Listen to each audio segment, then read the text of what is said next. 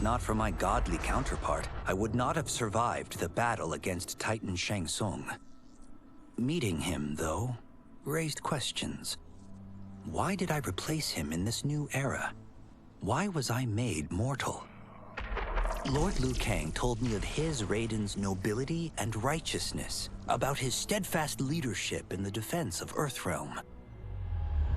He also told me about Raiden's dark side, how he could be consumed by rage and cast aside the rules he otherwise lived by. Making me mortal and incapable of such anger was to keep me from following in his footsteps. Though I understood the reasons why, I felt I had been done a disservice. To survive the coming battles, I may need the edge that only great rage can bring. As the Shaolin couldn't aid me, I sought out someone who could. Someone to stoke the fire within me and teach me to master it. For this, I could have no better teacher than the Shirai Ryu's Grand Master.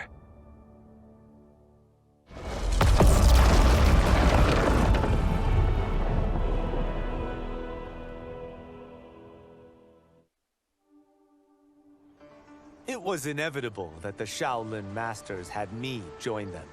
They knew just how much future initiates could learn from me. Shujinko was one of my earliest. His ability to absorb anyone's powers and skills was amazing. With the right training, he could become our greatest champion. I knew that I alone could give it to him. But as his proficiency grew, so did his ego. In love with himself and his power, Shujinko became a threat to the realms. He hadn't learned humility, because I wasn't the one who could teach it. I should have listened to Raiden's warning and not tried to train Shujinko alone. After he was subdued, Shujinko's accumulated abilities and memories were taken from him. He is once again a new initiate, ready to begin his training. This time, Raiden and I train Shujinko together. He will become the champion he is destined to be. And I will fulfill my duties, humbly and cooperatively.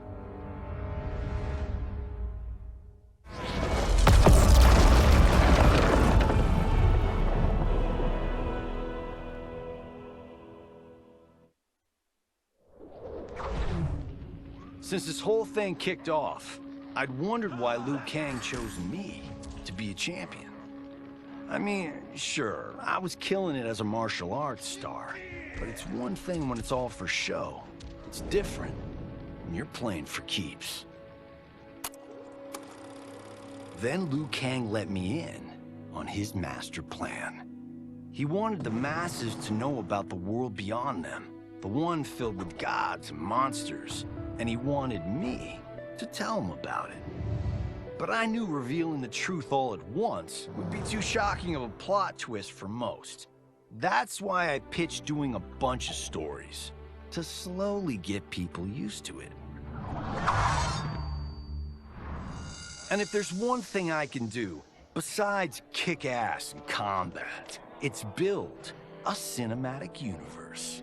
I'm serving up movies, streaming series, games, you name it. I like that I'm doing a public service. And it doesn't hurt that I'm making more than a few bucks. It's the kind of synergy that would make any studio mogul proud.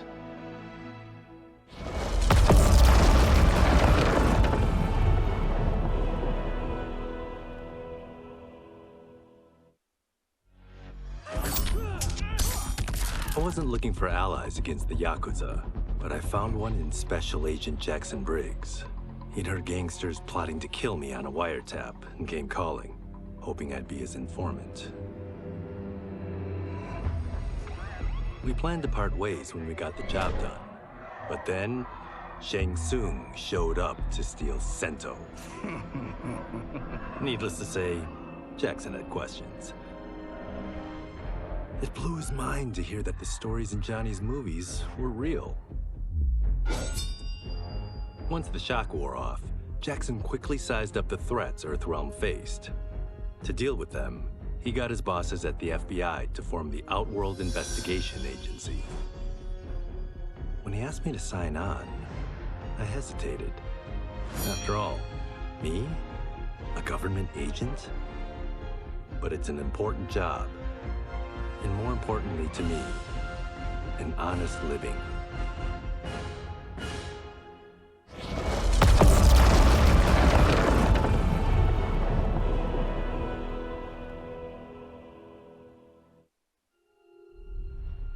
Kuai Liang and I were working hard to build our new clan.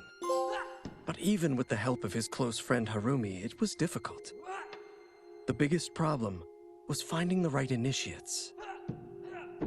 Then, one night, while walking outside Harumi's compound, I was attacked. I thought at first it was a Lin Kuei assassin, but his strikes were too uncertain, too angry. My attacker, it turns out, was a boy. Homeless and hungry, his assault was born of desperation. He needed money so that he could eat. It was like looking at myself 15 years ago.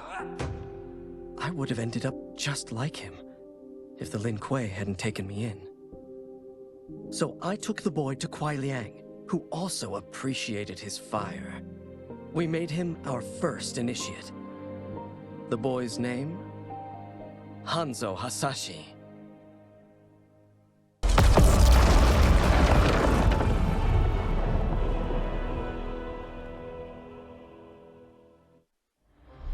No sooner had Titan Shang Tsung been defeated than Bihan and his loyalists hunted us down. Outnumbered, we fled to Japan. There, we sought refuge from an old family friend. As children, we played together. But Harumi Shirai was a woman now, the head of her clan. Her strength, beauty, and intellect awed me. Also incensed by Bihan's betrayal, Harumi agreed to help me forge a new clan, one that would stand against him and defend Earthrealm. Her aid proved invaluable, and as time went on, we grew closer. To honor Harumi and pay respects to my new bride, I named the clan after her, calling it the Shirai Ryu. Now the battle against my brother begins in earnest. The Shirai Ryu won't rest until Bihan is defeated and the Lin Kuei's honor restored.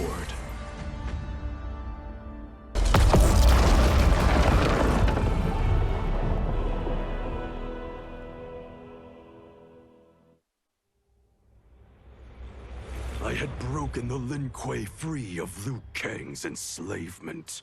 We were now masters of our destiny, and could take our place among Earthrealm's great nations. But taking and holding territory would require a vast army. I needed more fighters to make our presence felt. Then I recalled Shang Tsung's dragon warriors. An army of them would be unstoppable. But trafficking in such strong magic would surely draw Liu Kang's attention. Sector advised that we avoid detection by building our army using science, not sorcery. We've invested much into this endeavor, and we are beginning to see results. Once again proving the depths of Sector's genius. When we are done, all of Earthrealm will honor our desires and heed our demands.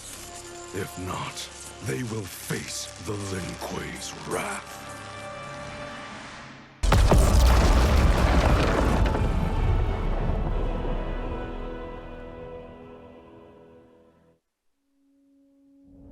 After fleeing Outworld, I hadn't expected to return. But then, I also hadn't expected the new Empress to make me an offer I couldn't refuse.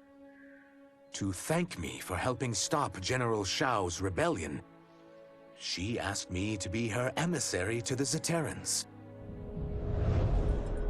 Going home, bearing the seal of the royal house, I would show, once and for all, that my mutation wasn't to be feared. That it wasn't a source of shame. To my surprise, I was welcomed. But those warm smiles hid a dark secret. I stumbled upon a trove of official records, which showed that my shape-shifting ability isn't unique. Many Zaterrans are born with it, but are killed by their government to keep it from spreading. Who started this barbaric policy? Who is now enforcing it is unknown. But I will find out. And I will put an end to this madness.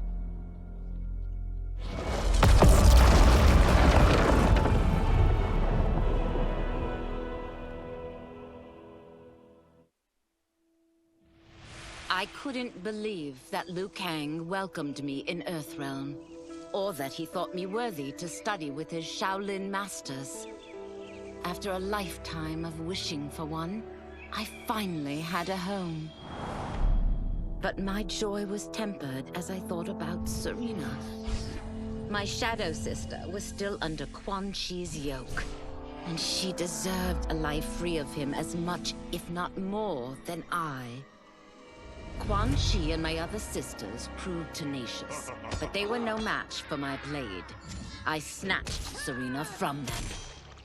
Then Liu Kang helped me break Quan Chi's spell. Her mind free of his influence for the first time in years, Serena chose to join me in Earthrealm.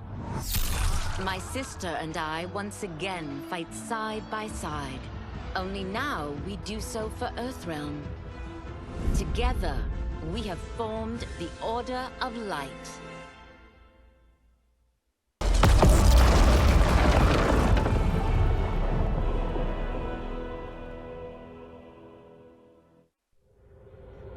As the darkness enveloped me, I took a long last look at my family.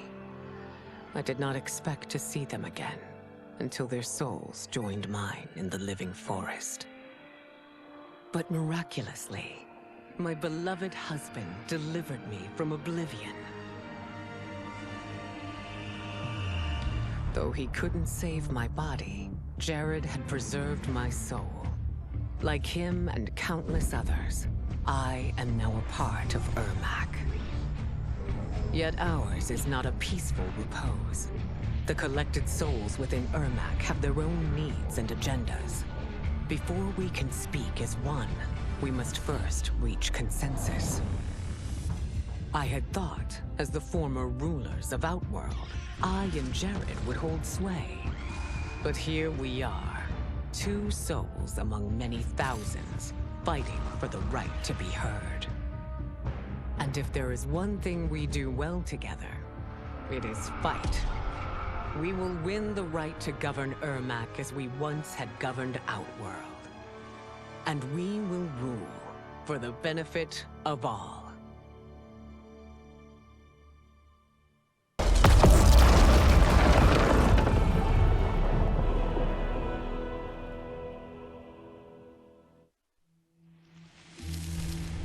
General Shao's revolt left Outworld's armies in tatters. We were vulnerable to enemies both foreign and domestic. That's why my sister asked me to take command, to stitch her military back together and purge Shao's loyalists within it. She trusted only me with the task. The soldiers, however, had little faith. They thought me a spoiled dilettante, unprepared and unfit to serve. That I could fight mattered little. All that mattered was that I wasn't one of them. I finally earned their loyalty by orchestrating an epic victory over Shao and his rebels. Though the general himself escaped, his forces were smashed. For as long as I am able, I will lead the Empress's armies in defense of Outworld. Through strength, we will achieve peace.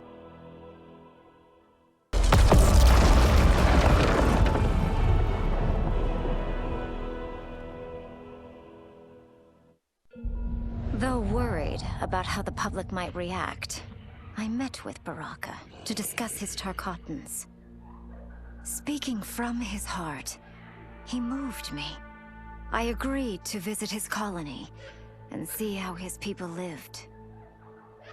The conditions were atrocious. This was one of my mother's few mistakes. Like all Outworlders, she treated Tarkatans with scorn. What they deserved from us was compassion. And the only way to get it for them was to reveal my affliction. To show all my subjects that even an Empress could get Tarkat. The scandal my revelation caused was intense. But with the help of Kitana and Tanya, I emerged from it a stronger Empress than ever. My honesty, empathy, and resolve won over my remaining doubters. There is no longer any question that I am fit to lead the Empire.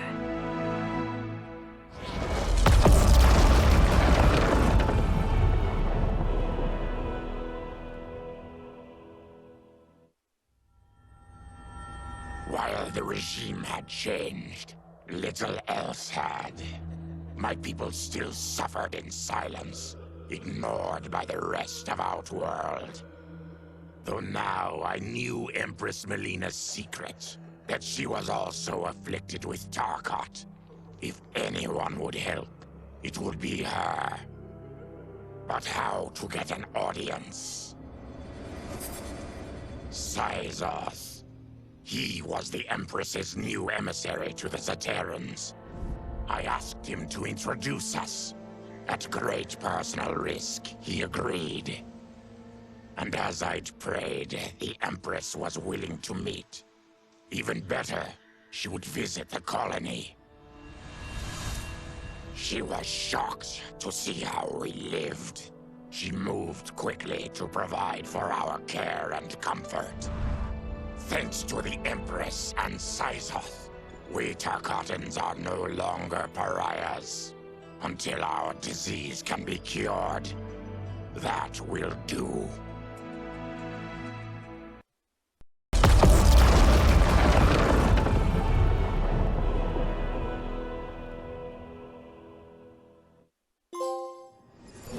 Until recently, I hadn't met Li Mei, but I had heard the stories. How the Umgadi's matron superior blamed her for not preventing Emperor Jared's murder. How she quit in disgrace rather than accept punishment. But those stories didn't fit the woman I now knew. Li Mei would never have been so negligent. Eventually, I uncovered the truth. The failures and mistakes which led to the Emperor's murder, they resulted from poor decisions made by the matron superior themselves. They made Li Mei their scapegoat. When the Empress found out, she wanted the Umgadi disbanded. But I convinced her that it could be reformed. To make sure it did, she put me in charge. I am humbled by this sacred responsibility. The Umgadi, my sisters, they are my life. I will not let them be brought down by the acts of a selfish few.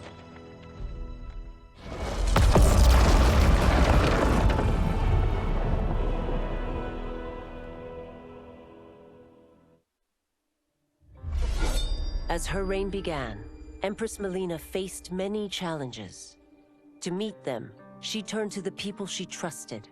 Her sister to lead her army, and me to lead her Imperial police.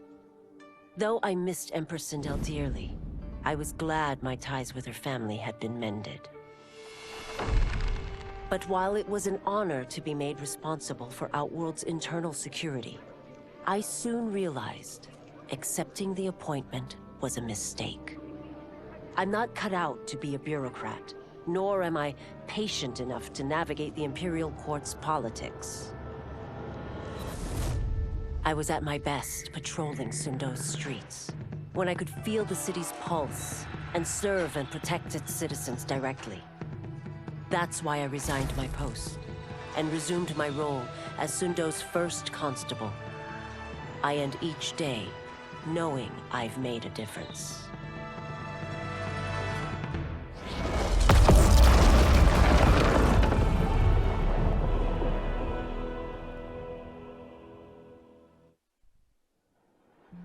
Quan Chi's defeat had cost me everything. For months I had furthered his plot, and now I had to start over. Saido's people were still in chains. That's when Rain approached me. On the run from Empress Melina, he was desperate for help. And though I'd had my fill of sorcerers, this one was different. I agreed to provide him safe haven. He agreed to help topple Saido's government. And topple it we did. Rain summoned a wave so fast, so powerful, that it crushed the capital. Saido's fascist rulers were swept away. My people are finally free. They can chart their own course, needing only to follow their own desires. Their lives are now blessed by anarchy.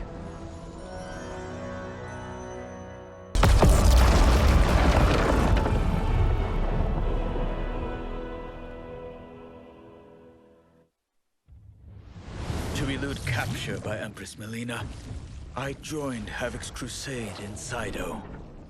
There, I summoned more magic than I thought possible, and drowned out the old regime.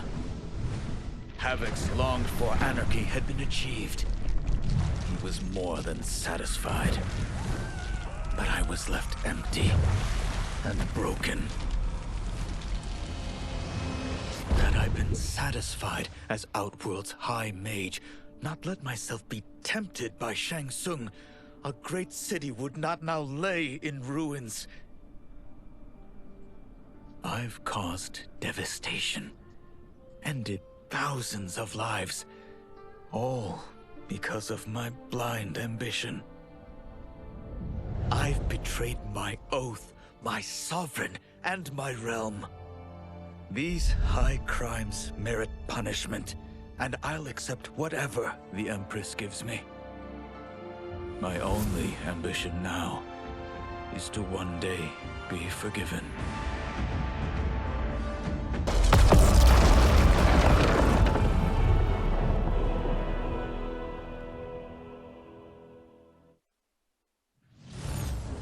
The battle had been lost, but the war isn't over.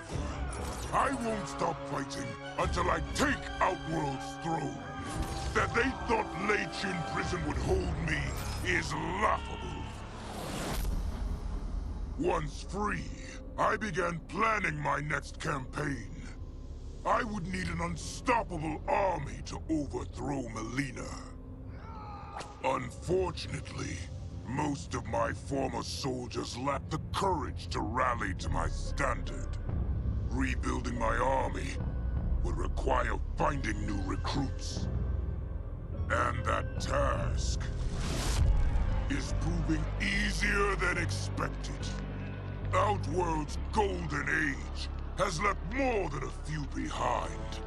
Without hope, without power, they eagerly heed my call to tear down Melina's government.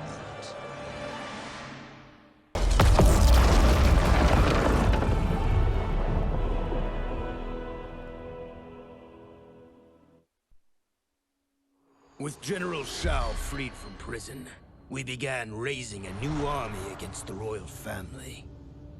Though many were eager recruits, few were good at soldiering. It was so bad, the general was forced to change tactics. He decided that we needed a doomsday weapon. That weapon isn't a thing, though. It is a monster. Onaga, the Dragon King. The General told me the old legends were true. That his ancient ancestor defeated Onaga, trapping him deep inside Mount Sagan. The Dragon King is still there today.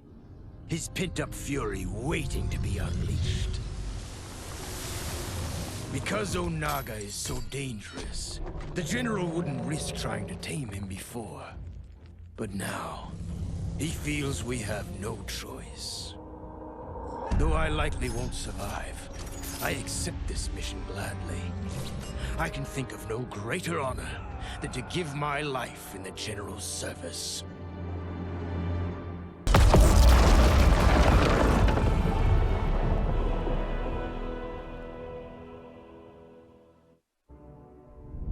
Quan Chi's plot collapsed.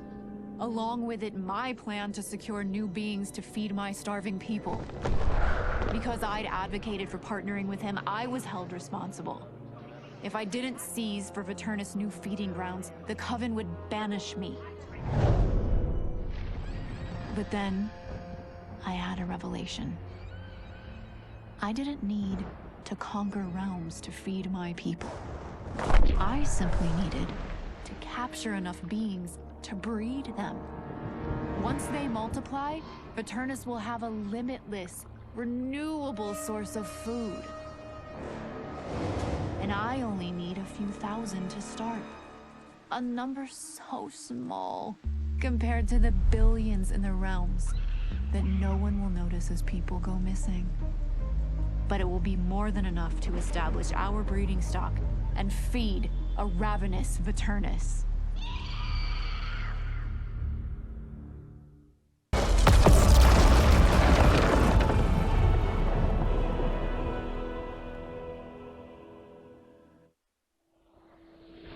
My loyal partner had warned me. Reclaiming my power as Keeper of Time might have unforeseen consequences. In this, as in most things, he proved prescient. The process I had undergone did irreparable harm to my body. Taking back my power had cost me my immortality. While my lifespan would still stretch across eons, I would one day perish. And if the war with Titan Shang Tsung taught me anything, it is that this timeline is not safe without a protector. Yet I had never given thought to choosing a successor. Who is it that could replace me and protect my new era?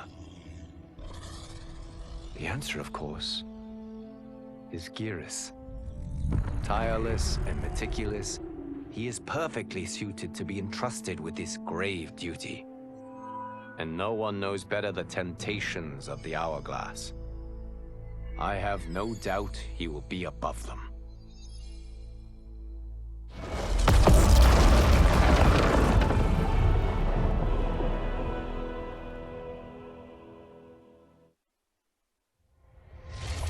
Though the barriers between timelines had been rebuilt, there was no question that they could again be broken. Protecting this timeline would require eternal vigilance, so that it could not fall victim to further outside aggression. But nothing in my countless lifetimes had prepared me for this task. In none of them had multiple timelines ever coexisted. Monitoring them for threats was an entirely novel problem. It would require a novel solution. I discovered that though the timelines no longer touched, their meeting had left them intertwined. I can now secretly surveil all timelines, keeping watch for potential danger. It pleases me to do this service for the new era. Lord Liu Kang may rest assured that it is secure.